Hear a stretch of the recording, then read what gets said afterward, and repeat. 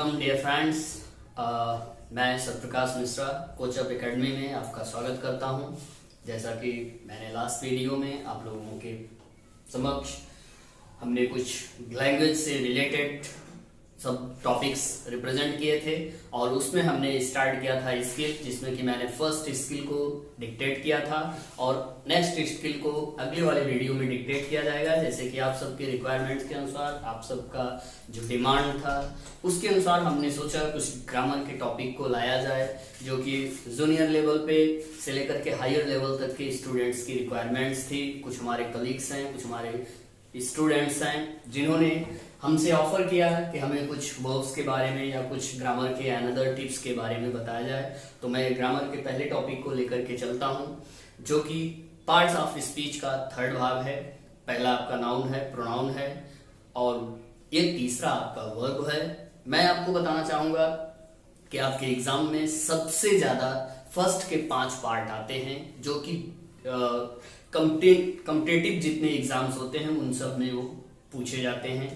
और आने को तो ये 8 आते हैं, बट ये 4 पार्ट्स जो आपके हैं, जैसे noun, pronoun, verb, adverb, adjective और प्रीपोजिशन, ये स्पेशली आते हैं लोअर लेवल पे। हायर लेवल पे आपके कंजक्शंस और इंटरजेक्शंस भी आते हैं। तो हम आपका टाइम वेस्ट नहीं करना चाहते हैं, चलिए हम स्टार्ट करते हैं verbs and it's kinds. The verb and it's kind, क्रिया और उसके प्रकार। ठीक, अब इस टॉपिक में देखते हैं कि क्रिया क्या है। क्रिया थोड़ा सा मैं आपको एक्सप्लेन करना चाहता हूं। क्रिया कार्य, जो हम आपका एक्शन है, जो हम आप एक्टिविटी करते हैं, वो क्रिया कहलाती है। जैसे पहले मैं डिफिनेशन बताता हूं। अ वर्ड एक ऐसा शब्द, अ ग्रुप समूह, यानी शब्दों का समूह, जो शब्द है या शब्दों का समूह है। Of words that shows action, जो एक्शन कार्य को प्रदर्शित करता है वो क्रिया है। जैसे मैं इस समय आपको पढ़ा रहा हूं, तो टीचिंग एक क्रिया है, रीडिंग एक क्रिया है, फाइटिंग एक क्रिया है। और जो हम आप एक्टिविटी मीन्स नाउन और प्रोनाउन के द्वारा जो वर्क्स किए जाते हैं, जो कार्य किए जाते हैं, वो क्रिया के अंतर में अंडरटेकिंग में आते हैं। अब हम उसी क्रिया को थोड़ा सा अपने माध्यम से आप सबको एक्सप्लेन कर रहे हैं। वैसे तो आप सब क्रिया पढ़ भी चुके हो, बहुत सारे वीडियोस भी आप देखे होंगे, लेकिन सबके टिप्स, सबके सिस्टम्स थोड़े अलग अलग रहते हैं। तो आप मेरे अनुसार थोड़ा सा, मैं अपने अनुसार आप लोगों को बताने की कोशिश करता हूं। सब देखिए, काइंड्स ऑफ वर्ब क्या है। काइंड्स ऑफ वर्ब्स को स्पेशली 5 पार्ट्स में हमने डिक्टेट किया है। जैसे कि उनके नाम है रेगुलर एंड इरेगुलर वर्ब्स, नियमित और अनियमित क्रिया के रूप में। ट्रांसिटिव एंड इंट्रांसिटिव वर्ब, सकर्मक और अकर्मक क्रिया के रूप में। कैजुएटिव वर्ब्स, जो ट्रांसिटिव और इंट्रांसिटिव से रिलेटेड है। और फैक्टिव वर्ब्स, वह भी आपका रेगुलर और इरेगुलर और ट्रांसिटिव और इंट्रांसिटिव वर्ब से रिलेटेड है। और अगला है आपका स्टैटिक एंड डायनेमिक वर्ब्स। ये 5 कैटेगरी में हमने वर्ब्स को एक एक्सेप्ट किया है, बट स्पेशलिटी जो हमारी वर्ब्स की है वो वर्ब हम अब यहाँ पे आपको बताना चाहते हैं। ठीक है, वर्ब क्या है डेफिनेशन में आपने देखा। अब वर्ब के हम कुछ पार्ट्स देखते हैं, कौन कौन से हैं। पहला है आपका वर्ब। वर्ब के 2 भाग हैं, फिनिट वर्ब और नॉन फिनिट वर्ब। निश्चित क्रिया, अनिश्चित क्रिया के रूप में इसको हम स्वीकार करते हैं। फिनिट वर्ब वह वर्ब है जिसका कि यहां पे डेफिनेशन दिया गया है। अब हम थोड़ा सा उस डेफिनेशन को एक्सप्लेन करेंगे। A finite verb is the verb that changes its forms. Finite verb वह है जो क्या करती है, चेंजेस इट्स फॉर्म, जो अपने रूप को बदलती है। किसके अनुसार, अकॉर्डिंग, किसके अनुसार, टू द टेंस, टेंस के अनुसार, जिसको कि हम आप जानते हैं काल, क्रिया काल के अनुसार। और काल में भी इसमें बताया गया है, काल में क्या है, present and past. Of the sentence, जो सेंटेंस आपका है, जैसे आप पढ़े भी होंगे कि गो, वेंट, गॉन, तो गो प्रेजेंट फॉर्म में है, वेंट पास्ट फॉर्म में है, गॉन आपका पार्टिसिपल फॉर्म में जाकर के इंक्लूड हो जाता है। उसी तरह से ये प्रेजेंट और पास्ट के रूप में बदलता है। The numbers and person of the subject, किसके अनुसार कि पर्सन कौन सा है, first person, second person, third person है। और पर्सन के साथ साथ सब्जेक्ट दिया गया है कर्ता के अनुसार उसका बदलाव किया जाता है, वो अपना रूप बदलता है। Okay, it is the main verb of a sentence और क्लास। मीन्स अब यहां पे आप देखिए क्या बताया जा रहा है कि मेन वर्ब मुख्य क्रिया है किसका, सेंटेंस का या क्लॉज का। अब मेन वर्ब मतलब मुख्य क्रिया, हमारा हंसना, गाना, बोलना, रोना, ये सब मुख्य क्रिया में आता है। और वो किसका है, सेंटेंस का, वाक्य का, जो भी हम वाक्य बोलते हैं उसका मुख्य क्रिया है। एंड क्लॉज या उपवाक्य है जो हमारा क्लॉज, उसका वो क्या करता है, मेन वर्ब के रूप में वो प्रयुक्त होता है। आई होप कि आप फिनिट वर्ब को समझ गए होंगे। फिनिट वर्ब निश्चित क्रिया होती है जो कि एक मेन वर्ब के रूप में स्वीकार की जाती है सेंटेंस के, और वह स्पेशली चेंज होता है प्रेजेंट और पास्ट के अनुरूप में। ओके, अब आपका आता है non finite verb. Non finite verb आपका यहाँ पे एक्सप्लेन किया गया है, वो आप देखिए कि नॉन फिनिट में क्या बताया गया है, the verb that is not affected, वह क्रिया जो कि प्रभावित नहीं होती है, अर्थात देयर इज नो इंप्रेशन, कोई भी किसका, बाय अफेक्टेड, प्रभावित नहीं होती है किसके द्वारा, बाय पर्सन और नंबर, व्यक्ति के द्वारा या वचन। नंबर मतलब वचन, वचन मतलब सिंगुलर एंड प्लूरल, अंडरस्टूड। तो सिंगुलर और प्लूरल नंबर के द्वारा या पर्सन, हमारे तीनों person, first person, second person, third person, उन पर्सन्स के द्वारा वो प्रभावित नहीं होता है। कौन, non finite, sorry yes, non finite verbs. Okay, of the subject, कर्ता के, एंड द टेंस, टेंस मतलब काल के, ऑफ द सेंटेंस, उस वाक्य में जो दिया गया है, is called non finite verb, वो क्या कहलाता है, नॉन फिनिट वर्ब कहलाता है। ओके, अगला पॉइंट क्या कर रहा है, इट एक्ट्स, यह कार्य करता है किस रूप में, मतलब वो नॉन फिनिट वर्ब्स जो है जब सेंटेंस में, वाक्य में आता है तो स्पेशली वो वर्क करता है नाउन, संज्ञा का, एडजेक्टिव, क्रिया विशेषण का, और सॉरी विशेषण का, एडवर्ब एंड क्रिया विशेषण। मतलब यहां पे मैंने क्रिया विशेषण बोला, ये आपका क्या है, संज्ञा का, विशेषण का और एडवर्ब, क्रिया विशेषण का। इन सब का भी एक्सप्लेन हम नेक्स्ट वीडियो में आपको करेंगे, क्योंकि ये भी पार्ट्स ऑफ स्पीच के भाग हैं, इनको भी डिटेल में हमें आपको लर्न करना है। तो मैं आशा करता हूं कि आप सब दोनों समझ गए होंगे फिनिट वर्ब और नॉन फिनिट वर्ब को। Okay, is that clear? If you have any problem then you comment through your YouTube channel and you just try to know what's the differences, yeah, what's the matter. If you have any problem then you can ask me without any hesitation. अब हम आते हैं next topic पे, आपका finite verb, निश्चित क्रिया। अगर आपको उसकी हिंदी भी चाहिए तो हम बोल रहे हैं, उसको आप नोट भी करते चलिए। फिनिट वर्ब निश्चित क्रिया, नॉन फिनिट वर्ब अनिश्चित क्रिया में दिया गया है। अब उसके आगे हम आते हैं फिनिट वर्ब के पार्ट्स कौन से हैं, अब उनको जानते हैं। सबसे पहला है आपका कौन सा, प्रिंसिपल वर्ब। प्रिंसिपल वर्ब को दूसरा नाम दिया गया है मेन वर्ब, मींस मुख्य क्रिया।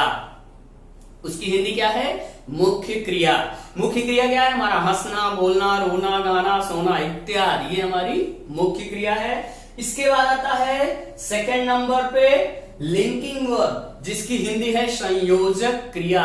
संयोजक क्रिया मीन्स क्या होता है, जो कर्ता है और कर्ता से जुड़े हुए कर्म को जोड़ने का काम करता है। अब छोटा सा एग्जांपल मैं दूंगा, जैसे ही इज ए डॉक्टर, वो एक डॉक्टर है, तो ही और डॉक्टर को जोड़ने के लिए लिंकिंग वर्ब का यूज किया गया है। ओके, इज वो वहां पे आपका लिंकिंग वर्ब है। बाकी इसका डिटेल में भी अगले वीडियो में आप सबको एक्सप्लेन किया जाएगा, यहाँ पे शॉर्टकट में हम आपको बता रहे हैं केवल। अब लिंकिंग वर्ब मतलब संयोजक क्रिया। संयोजक क्रिया हमारी ऑक्सिलरी वर्ब ही संयोजक क्रिया होती है, बट दोनों में डिफरेंस क्या है। अब डिफरेंस ये है कि जैसे हमने कहा लिंकिंग वर्ब वो है ही इज ए डॉक्टर, तो इज यहाँ पे लिंकिंग वर्ब है, बट वहां पे हम नेक्स्ट में कहें he is playing cricket in the field, तो वहां पे प्लेइंग के साथ इज आया, तो वो आपका वहां पे ऑक्सिलरी वर्ब बन गया। Is that clear? अब आपकी समझ में आ गया।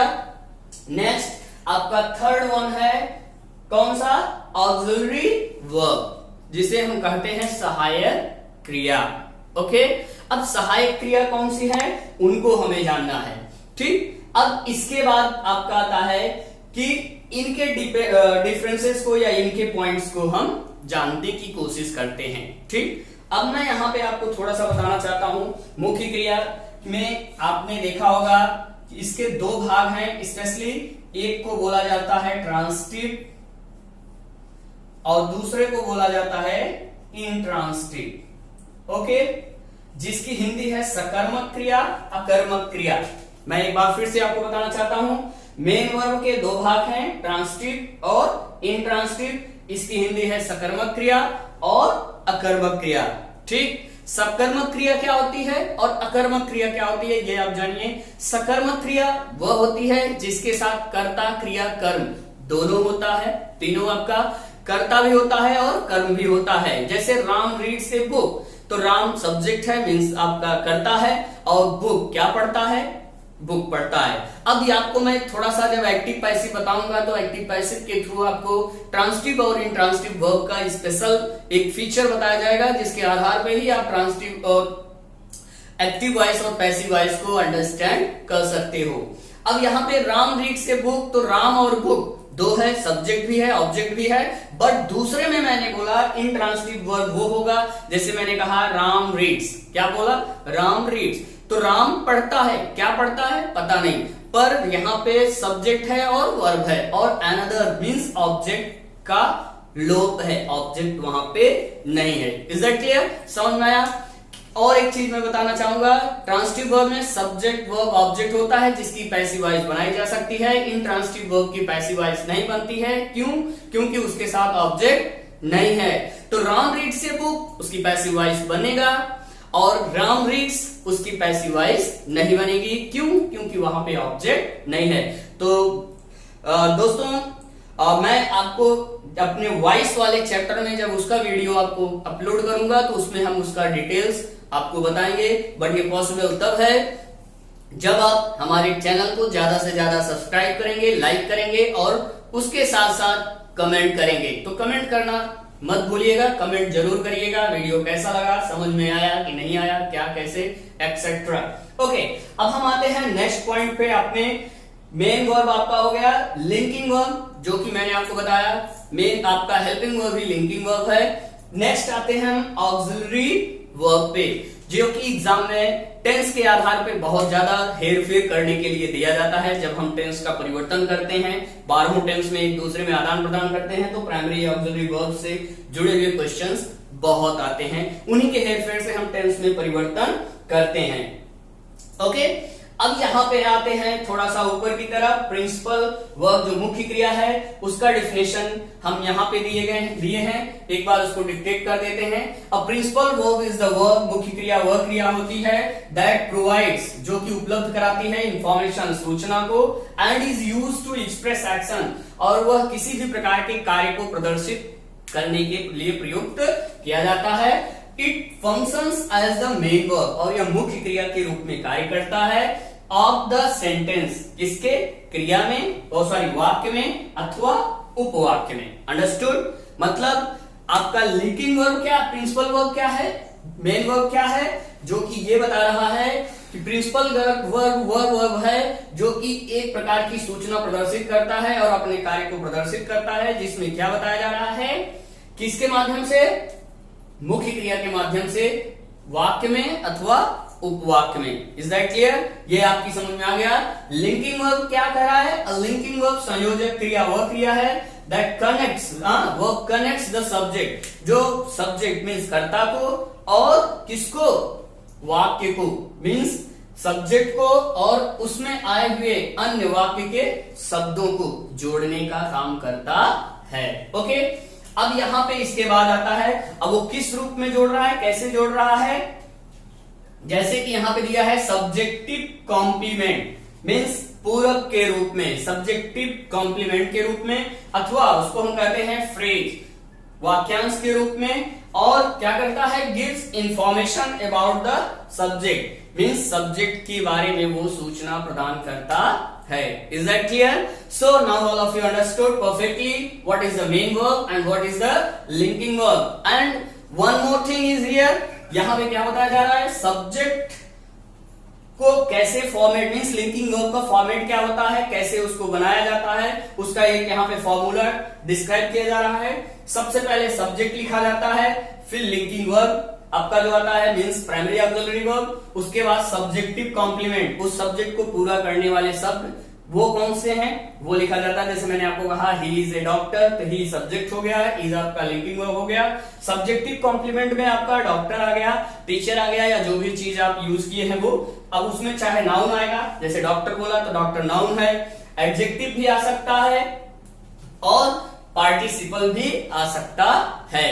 सो अब हम नेक्स्ट टॉपिक पे चलते हैं जो कि आपका अगला कड़ी है, कौन सा, प्राइमरी ऑक्सिलरी और मॉडल ऑक्सिलरी वर्ब। ओके, तो प्राइमरी ऑक्सिलरी वर्ब और मॉडल ऑक्सिलरी वर्ब को दो भागों में, मींस किसको बांटा गया है, ऑक्सिलरी वर्ब को दो भागों में बांटा गया है, प्राइमरी और मॉडल। अब प्राइमरी को हम सबसे पहले समझते हैं, प्राइमरी ऑक्सिलरी वर्ब क्या है, जो कि यहां पे एक्सप्लेन किया गया है ऑक्सिलरी वर्ब के रूप में। तो सबसे पहले मैं ऑक्सिलरी वर्ब को एक्सप्लेन कर दे रहा हूं, उसके बाद आप समझ जाएंगे कि इनमें कौन कौन से पार्ट हैं। अब ये आप ध्यान लीजिए, ये और ये फिनिट और नॉन फिनिट ये मुख्य भाग हैं, लेकिन इन दोनों से जुड़े हुए मींस फिनिट वर्ब से जुड़ा हुआ है, ये फिनिट वर्ब से जुड़े हुए ए बी सी जो भी तीनों भाग हैं वो आपके दिए गए हैं। ओके, अब हम आगे बताते हैं, सी नंबर पे देखिए कि ऑक्सिलरी वर्ब में क्या बताया गया है कि ऑक्सिलरी वर्ब हेल्पिंग वर्ब के रूप में जाना जाता है। Auxiliary verbs are the verbs, auxiliary verb वह क्रिया होती है that are used to help, जिसका प्रयोग किया जाता है सपोर्ट में, किसके, मेन वर्ब के सपोर्ट में किया जाता है। और जब वो उसके सपोर्ट में आता है तो वो क्या रिप्रेजेंट करता है, वो क्या एक्सप्रेस करता है, meaning in accordance with tense और मोड, और वह उसके उस सेंटेंस के या उस वाक्य के मीनिंग को एक्सप्रेस करता है दो कैटेगरी, दो तरह से। किस तरह से, मीनिंग के रूप में और विद द टेंस, टेंस के रूप, टेंस के माध्यम से और मोड्स के माध्यम से वो रिप्रेजेंट करता है। क्लियर, जैसे कि अब यहाँ पे मैं दिखा रहा हूं कि आपके प्राइमरी ऑक्सिलरी वर्ब दो भागों में बांटे गए हैं, तो ऑक्सिलरी वर्ब, प्राइमरी ऑक्सिलरी और मॉडल ऑक्सिलरी वर्ब। अब इसका डिटेल हम यहां पे देखते हैं क्या क्या है। प्राइमरी ऑक्सिलरी तीन भागों में है, पहला है आपका बी जो कि 5 भागों में बांटा गया है, और दूसरा है आपका है जो 3 भागों में बांटा गया है, और तीसरा है आपका डू जो कि 3 भागों में बांटा गया है। तो इसका मैं डिटेल में थोड़ा सा आपको बता रहा हूं कि बी क्रिया में क्या आता है, 5, कौन कौन सा, is, am, are, was, were. Okay, is, am, are, was, were, तो ये आपके 5 आते हैं बी क्रिया के अंतर्गत। अब इसमें से थर्ड को अलग करिए और 2 को अलग कर दीजिए, ये थर्ड आपके प्रेजेंट में आते हैं और शेष आपके 2 पास्ट में आते हैं। Means is, am, are present में आता है, वाज और वेयर वो आपका पास्ट में आता है। Okay, now come to the next, have. अब हैव जो है वो आपके 3 पार्ट्स में है, वो कौन से हैं, हैज, हैव, हैड। ओके, अब हैज, हैव, हैड ये किस में आते हैं, ये आपके हैज और हैड प्रेजेंट में आते हैं। हैज का प्रयोग सिंगुलर के रूप में, हैव का प्रयोग प्लूरल के रूप में, और हैड सिंगुलर और प्लूरल दोनों रूपों में आता है, बट वो पास्ट टेंस में आता है। ओके, आप सब समझ गए होंगे। नेक्स्ट थर्ड वन है डू। डू भी 3 भागों में बांटा गया, वो तीनों भाग आपके कौन कौन से हैं, do, does, did. Do, does, did. अब ध्यान दीजिए कि डू और डज जो है आपका प्रेजेंट में आता है और डिड आपका पास्ट में आता है। एज यूजुअल डू सिंगुलर में, सॉरी प्लूरल में आता है, और डज सिंगुलर में आता है, और डिड जो आपका है वो सिंगुलर और प्लूरल दोनों में आता है पास्ट टेंस में। अंडरस्टूड। तो ये 3 भाग आपके हैं, प्रेजेंट के रूप में और पास्ट के रूप में, प्रेजेंट और पास्ट के रूप में, प्रेजेंट और पास्ट के रूप में, इन सब का प्रयोग किया गया है। अब आप देखिए, काउंटिंग करिए, तो 5, 3, 3 मींस टोटल आपके 11 वर्ब्स यहाँ पे हो गए। कौन से, हेल्पिंग वर्ब्स। अब इन 11 के डिटेल में एक्सप्लेनेशन आपको दिया जाएगा, जो कि टेंस के भी अकॉर्डिंग होगा या टेंस से हटके भी आपको इनका एक्स्ट्रा मैं एक चार्ट बना करके आपको नेक्स्ट वीडियो में या आने वाले आपके रिक्वायरमेंट्स के अनुसार अगर नहीं समझ में आया तो मैं उसको डिटेल में एक्सप्लेन करूंगा कि इनका यूजेज क्या होता है। बट एक चीज और मैं बताना चाहूंगा, इसका 2 तरह से प्रयोग किया जाता है। क्या, एक तो हेल्पिंग वर्ब के रूप में और एक मेन वर्ब के रूप में भी प्रयोग किया जाता है। इन तीनों प्राइमरी ऑक्सिलरी वर्ब का प्रयोग क्या होता है, मेन वर्ब के रूप में और हेल्पिंग वर्ब के रूप में प्रयुक्त किया जाता है। इनका डिटेल एक्सप्लेनेशन जब हम इसके कंप्लीट वे को बताने लगेंगे तो उसमें बताया जाएगा। ओके, अब हम आते हैं अपने नेक्स्ट पॉइंट पे, मॉडल ऑक्सिलरी, जो कि एग्जाम में बहुत ज्यादा पूछा जाता है, थोड़ा सा कंफ्यूजन वाला होता है। इसके अंतर्गत बहुत सारी चीजें हैं और वो हमको ज्यादा से ज्यादा डाइवर्ट कर देती हैं, जो कि महाराष्ट्र बोर्ड के 12th क्लास में ये क्वेश्चन और ये टॉपिक दिया गया है और ये स्पेशल क्वेश्चन उनसे पूछा जाता है हायर लेवल पे, मैं आपको बता रहा हूं। अब ये जान लीजिए कि इनके दो भाग हैं, कौन से, एक प्रेजेंट फॉर्म के रूप में, एक पास्ट फॉर्म के रूप में इसका प्रयोग किया जाता है। प्रेजेंट फॉर्म में आपका क्या आता है, मैं केवल एक लिखा हूं लेकिन बाकी सब ओरल में बता दे रहा हूं। आपके जैसे शैल, विल, कैन, मे, ये आपके प्रेजेंट फॉर्म में है। और पास्ट फॉर्म में इसी का जब चेंजिंग प्रारूप हम नरेशन में करते हैं, वुड, शुड, कुड और might, ought, need, used to etcetera, ये आपके जो है पास्ट फॉर्म में आते हैं। तो कुल मिलाकर के 4A हो गए, 4A 8 हो गए और 8 के बाद 3 और 11 ये हो गए और 11 ये 22 आपके बन जा रहे हैं क्या, verbs. Okay friends, I hope कि मैं आशा करता हूं कि आप सबको फिनिट वर्ब का पूरा चार्ट समझ में आ गया होगा। एक बार इस डायग्राम को आप अपने माइंड में बैठा लीजिए, कहीं से भी कोई सा भी क्वेश्चन आएगा आप डेफिनेटली उस क्वेश्चन को सॉर्ट आउट कर सकते हो, हल कर सकते हो, चाहे आप हिंदी मीडियम से हो चाहे आप इंग्लिश मीडियम से हो, आपके दोनों मीडियम के लिए ये आपका वर्ब का स्ट्रक्चर हेल्पफुल होगा। ओके, फर्स्ट स्टेज से लेकर के यानी कुल मिलाकर के 6 से हमारा ग्रामर प्रोसेस शुरू होता है। 6 से लेकर के हम हायर लेवल तक किसी भी सब क्लास के लिए हम इसको यूज कर सकते हैं। ऐसा नहीं है कि किसी में कुछ जाके अलग हो जाएगा, सब सेम एज यूजुअल, इसलिए मैं मिला के बताया। अब हम आते हैं फ्रेंड्स अगले टॉपिक पे, फिनिट वर्ब के बाद non finite verb. Non finite verbs को फ्रेंड्स 3 भागों में बांटा गया है, जिसको कि हम शॉर्ट में आपको बताएंगे और इसका एक लॉन्ग वीडियो अलग से आपको डिक्टेट किया जाएगा, 3 वीडियो के अंतर्गत रहेगा, जो कि आपके लिए हेल्पफुल होगा, क्योंकि वो 12th स्टैंडर्ड में इस डिटेल वे में पूछा जाता है। अब वो कौन सा है, सबसे पहले हम आते हैं जीरंड। जीरंड आप समझ रहे हो क्या होता है, इसका निर्माण कैसे होता है। दूसरा इंफिनिटिव, इंफिनिटिव का भी यूजेस आप पढ़े हो 12th लेवल पे, 11th में, क्या 9th to 12th में। और इसके बाद आता है लास्ट वन पार्टिसिपल।